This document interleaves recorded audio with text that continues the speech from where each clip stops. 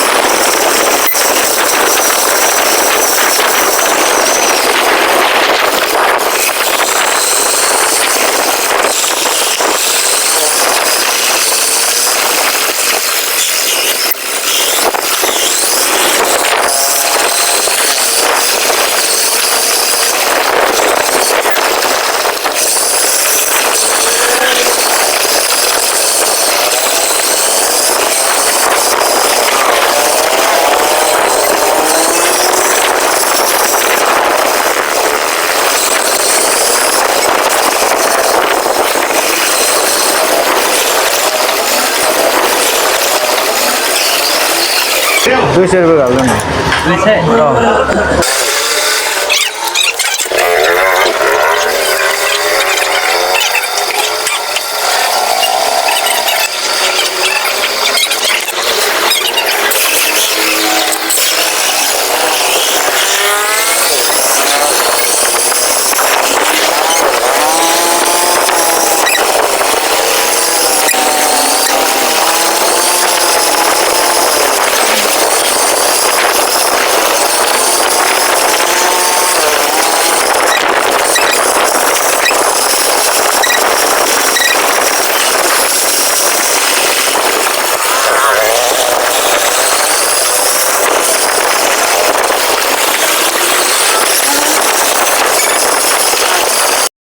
बाप यस्तो धुलो छ नि, के गर्नु। धुलोको त कुरै छोड्दिउँ। यतिखेर भनेको बाइकमा भन्दा नि गाडी नै एकदम राम्रो अप्सन हो क्या।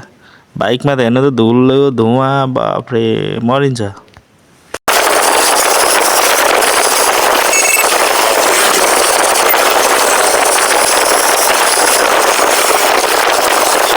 यहाँ भित्र पनि हो पार्किङ। यहाँ भित्र ऊ हाल्दैछ नि त नि। यहाँ त साह्रै धुलै धुलो हुन्छ होला है, त्यहीँ लानु पर्ला ल भाइ।